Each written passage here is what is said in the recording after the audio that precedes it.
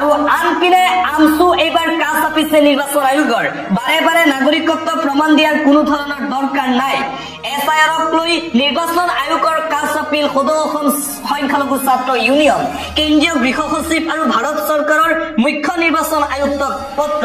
অসমত এছআইআৰৰ কোনো দৰকাৰ নাই পুনৰ নথিপত্ৰৰ প্ৰমাণ দিয়াৰ দৰকাৰ নাই অসমত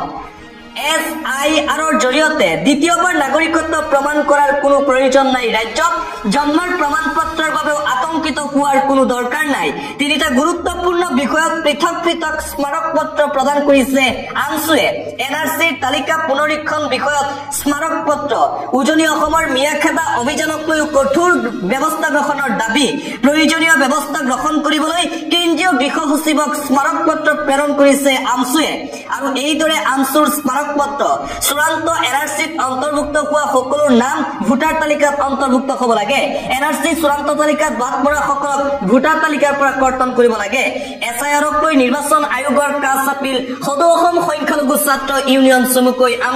আমছুৰ সভাপতি ৰেজাউল কৰিম চৰকাৰে তিনিটাকৈ স্মাৰক পত্ৰ প্ৰেৰণ কৰিছে আন এটা ব্ৰেকিং নিউজ নিৰ্বাচন আয়োগ বিজেপিৰ মাজত চলিছে পাৰ্টনাৰশ্বিপ ভোট চুৰ বিচাৰি ৰাজপথত এতিয়া ৰাহুল গান্ধী ভোট চুৰিৰ বিৰুদ্ধে ৰাজপথত নিতৌ প্ৰতিবাদ দেখিবলৈ পোৱা গৈছে ৰাহুলৰ নেতৃত্বত ঘূৰ সন্দেহৰ আৱৰ্তত এতিয়া দেশৰ নিৰ্বাচন আয়োগৰ বিৰুদ্ধে প্ৰতিবাদ অব্যাহত আছে বিৰোধীৰ অভিযোগৰ উত্তৰ নাই নিৰ্বাচন আয়োগৰ হাতত নিৰ্বাচন আয়োগৰ হৈ উত্তৰ দিছে ভাৰতীয় জনতা পাৰ্টিয়ে যে নিৰ্বাচন আয়োগ আৰু বিজেপিৰ মাজত কিবা পাৰ্টনাৰশ্বিপ চলি আছে নিৰ্বাচন আয়োগৰ বিৰুদ্ধে আৰু বিজেপিৰ ভোট চুৰিৰ বিৰুদ্ধে আজিৰ দিনটোতো প্ৰতিবাদ অব্যাহত আছে কংগ্ৰেছৰ যুৱৰাজ ৰাহুল গান্ধীৰ সন্মুখতেই এজন ভোটাৰৰ বিস্ফোৰক স্বীকাৰোক্তি পূৰ্বে ভোট দিয়া ভোটাৰৰ নাম তালিকাৰ পৰা কৰ্তন কৰিলে নিৰ্বাচন আয়োগে ভোট চুৰি প্ৰসংগক লৈ নিৰ্বাচন আয়োগ আৰু বিজেপিক হৰঠেকত পেলাইছে এতিয়া ৰাহুল গান্ধীৰ নেতৃত্বত নিতৌ লাখ লাখ লোক সমবেত হৈ একেলগে কৰিছে প্ৰতিবাদ বিজেপি চৰকাৰৰ বিৰুদ্ধে আৰু বিহাৰত কোনো কাৰণতে এটা ভোট চুৰি কৰিবলৈ দিয়া নহ'ব বিজেপিক এই হুংকাৰ প্ৰদান কৰিছে কংগ্ৰেছৰ যুৱৰাজ ৰাহুল গান্ধীয়ে মুঠতে ভোট চুৰিৰ বিৰুদ্ধে এতিয়া বিজেপিৰ বিৰুদ্ধে সৰ্বশক্তি প্ৰয়োগ কৰিছে কংগ্ৰেছে আৰু লাখ লাখ লোকক একত্ৰিতভাৱে কৰি প্ৰতিবাদ কৰিছে কংগ্ৰেছে বিৰুদ্ধাচৰণ নকয় প্ৰতিবাদ কৰা বিজেপি কৰ্মীলৈ ৰাহুল গান্ধীৰ ফ্লাইং কিছ বিহাৰত কংগ্ৰেছৰ ভোটাধিকাৰ যাত্ৰাৰ সময়ত কেমেৰাত বন্দী হৈছিল সেই দৃশ্য যি সময়ত ৰাহুল গান্ধীয়ে ভোট চুৰিৰ বিৰুদ্ধে প্ৰতিবাদী ৰেলী উলিয়াইছিল সেই সময়তে একাংশ বিজেপিৰ কৰ্মীয়ে ৰাহুল গান্ধীৰ সেই ৰেলীত কৰিছিল প্ৰতিবাদ আৰু বিজেপি কৰ্মীয়ে প্ৰতিবাদ কৰি থকাৰ মাজতেই ৰাহুল গান্ধীয়ে বিজেপি কৰ্মীক লক্ষ্য কৰি ফ্লাইং কিছ দিছিল আৰু ৰাহুল গান্ধীৰ সেই দৃশ্য সামাজিক মাধ্যমতো ভাইৰেল হৈ পৰিছিল মুঠতে ভোট চুৰিৰ বিৰুদ্ধে এতিয়া মহা বিপদত পৰিছে বিজেপি চৰকাৰ আৰু বিপৰীতে একত্ৰিত হৈছে এতিয়া বিৰোধী দলসমূহ পৰৱৰ্তী খবৰ মুখ্যমন্ত্ৰী হিমন্ত বিশ্ব শৰ্মাৰ ভৱিষ্যৎবাণী ইমান গুৰুত্ব দিব নালাগে বহু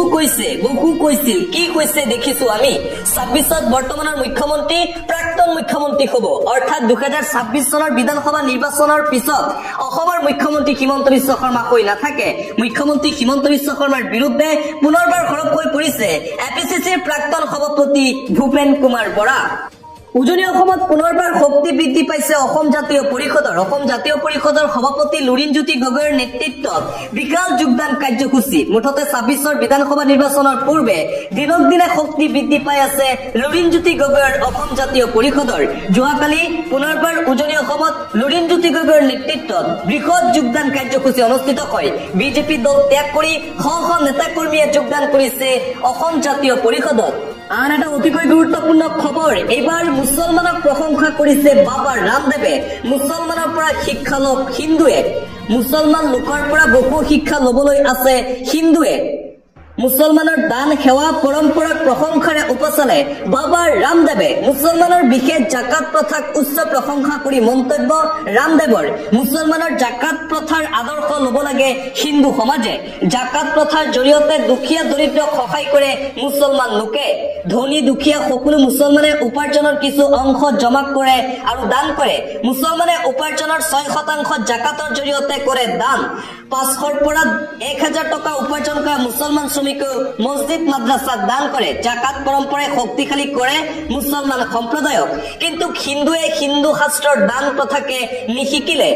দান সেৱা কৰিবলৈ ত্যাগ কৰাৰ বাবে বহু ক্ষেত্ৰত পিছ পৰিছে হিন্দু লোক